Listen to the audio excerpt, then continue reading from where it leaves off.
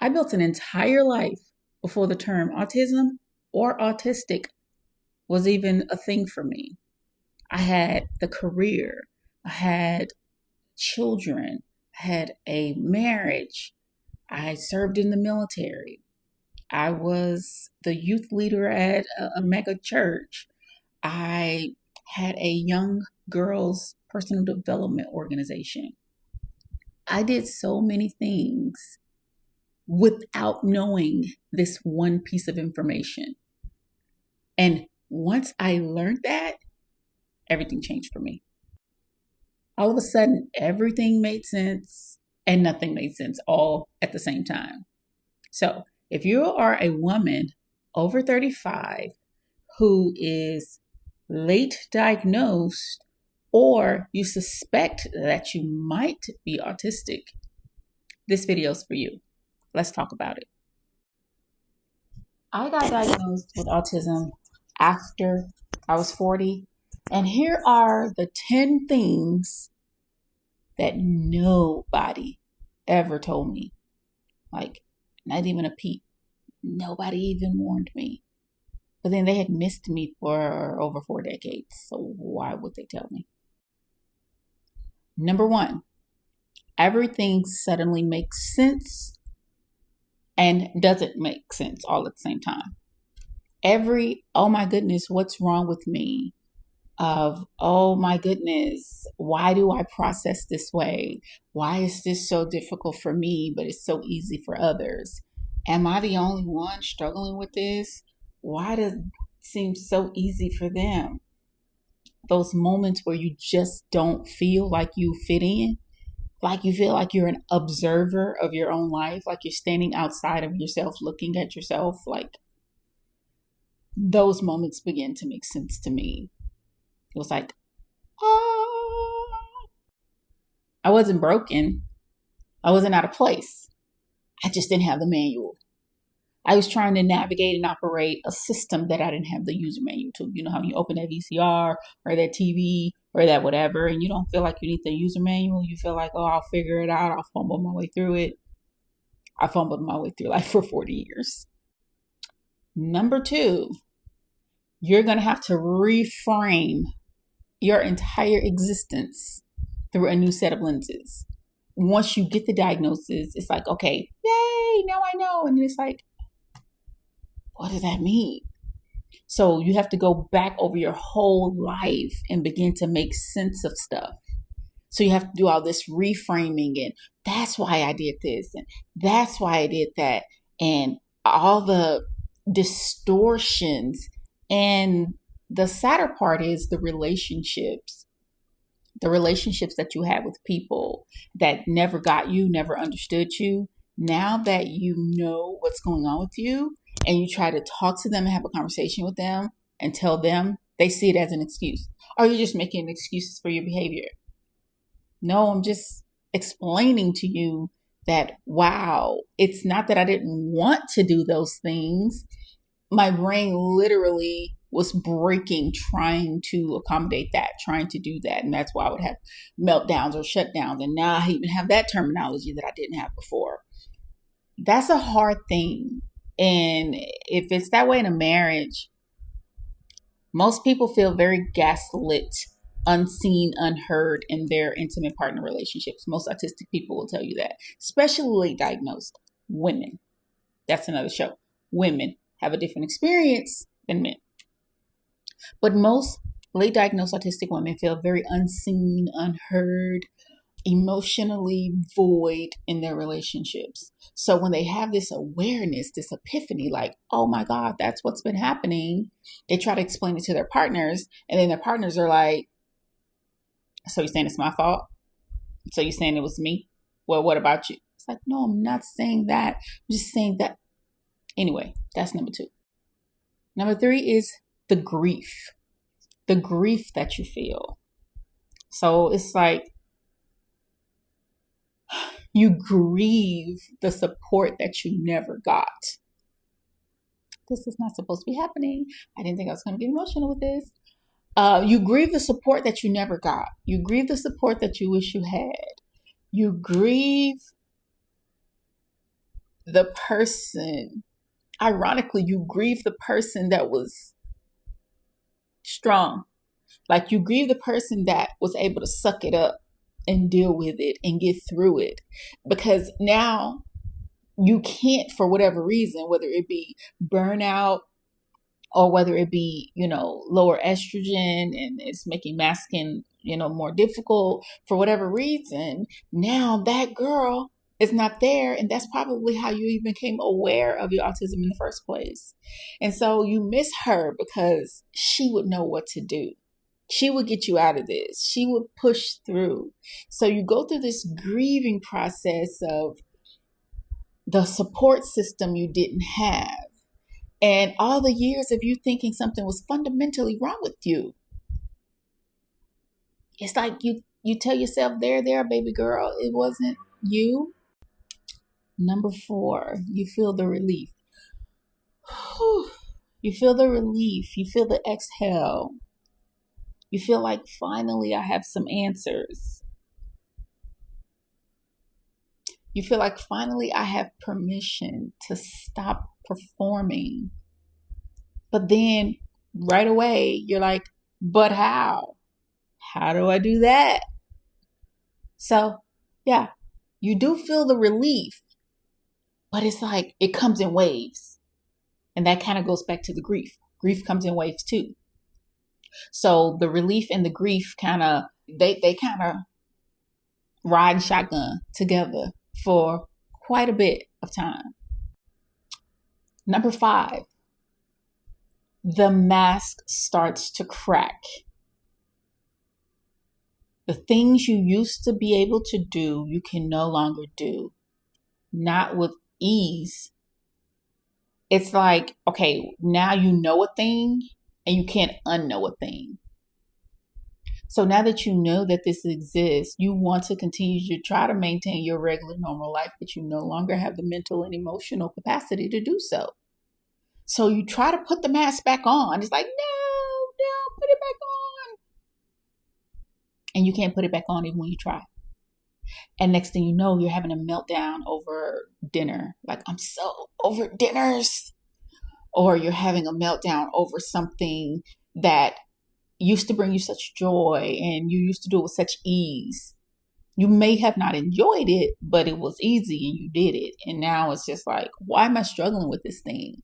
This thing is so difficult for me. Which segues us into skill regression. Skill regression is number 6. Things that used to come so effortlessly. Like, I've been in the field of marketing for years.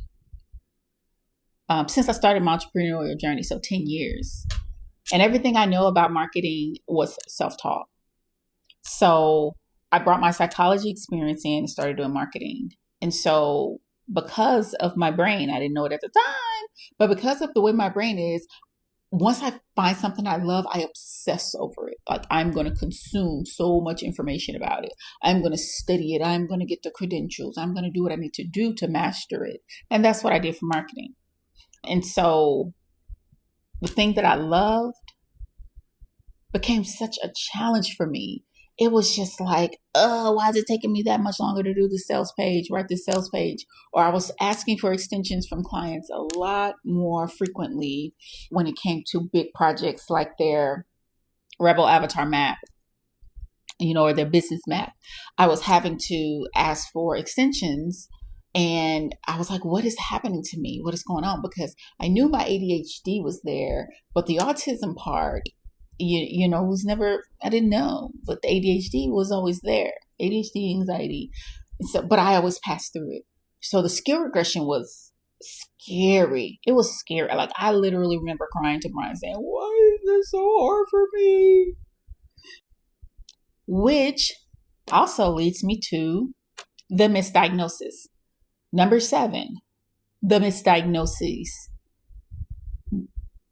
As you're listening to this, you can probably think of at least 2, maybe even 3 times that you went to the doctor for something related to your cognition, related to your thought clarity or depression, and they diagnosed you with anxiety, depression. I hear a lot of people talk about BPD, bipolar, disorder. A lot of people talked about being diagnosed even with schizophrenia. Some people talked about being diagnosed with borderline personality disorder. So there's so many misdiagnoses that happen before you get to autism. It is astonishing. It is crazy. I don't even know why I just use that word astonishing. I hardly ever. I like the word. I love new words. I'm a word girl. But the word astonishing just came out, and I love that. I love that for me.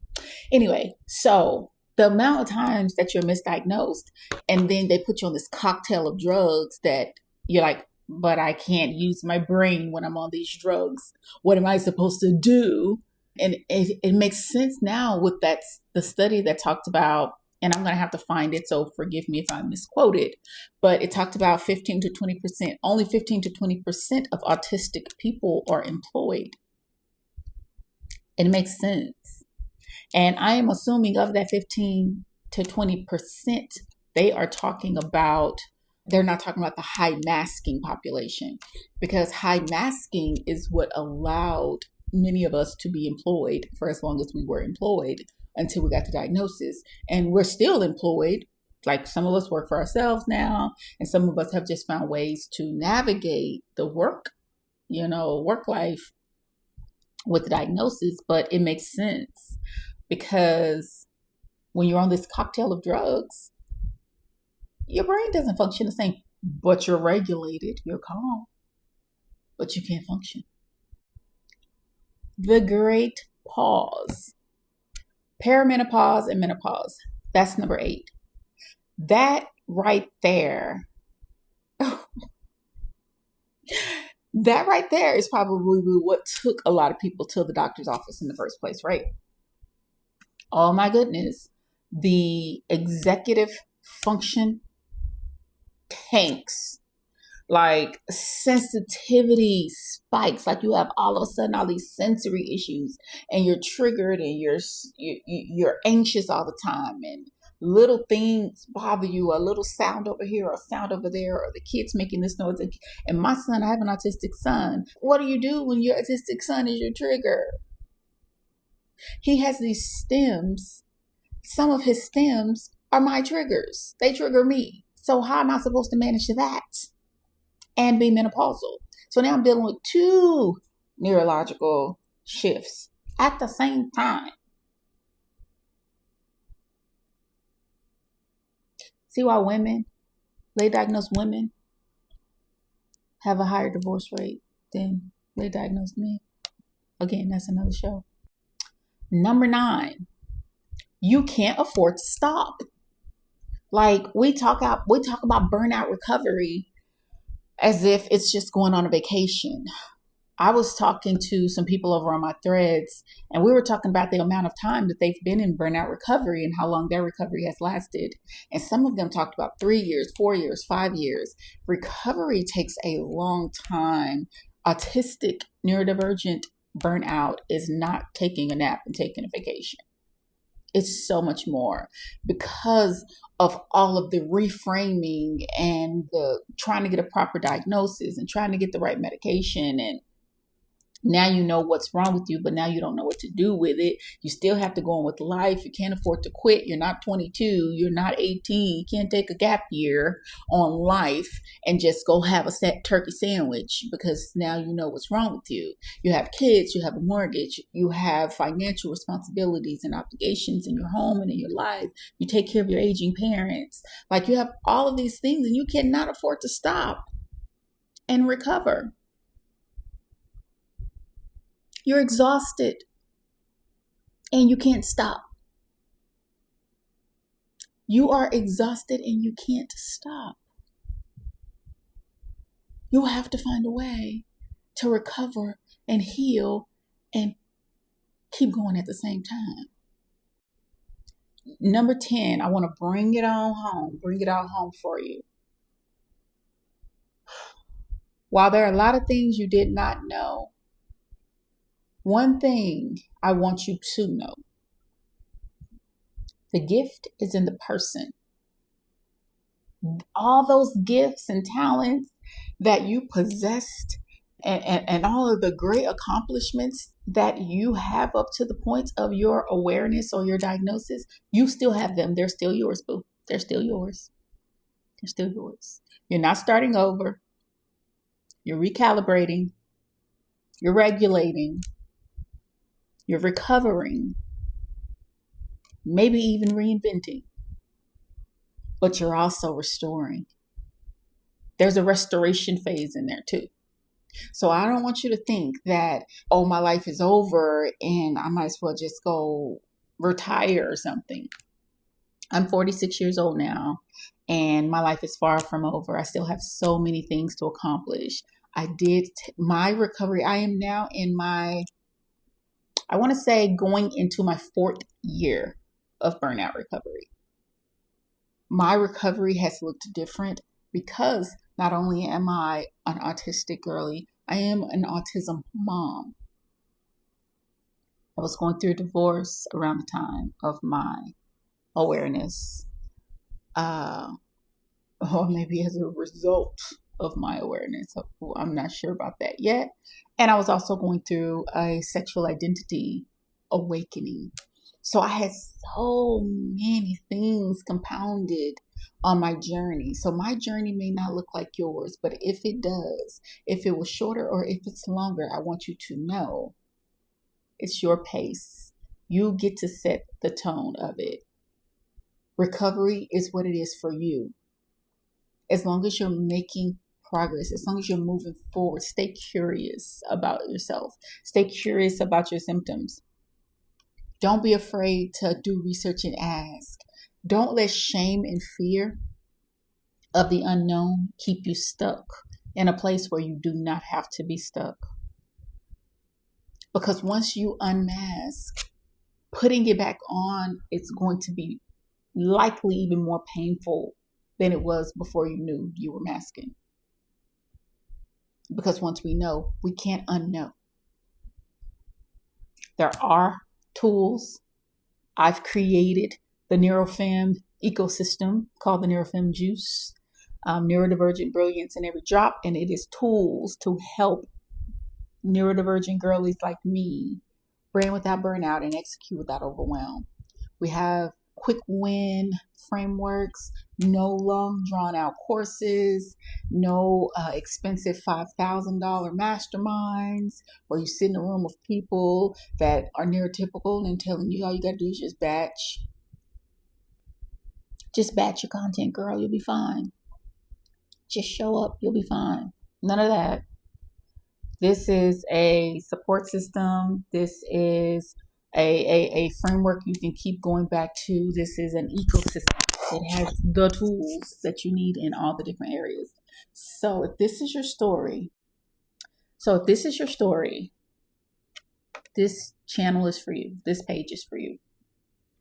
I will be doing weekly content on what the real face of a late aware autistic girly.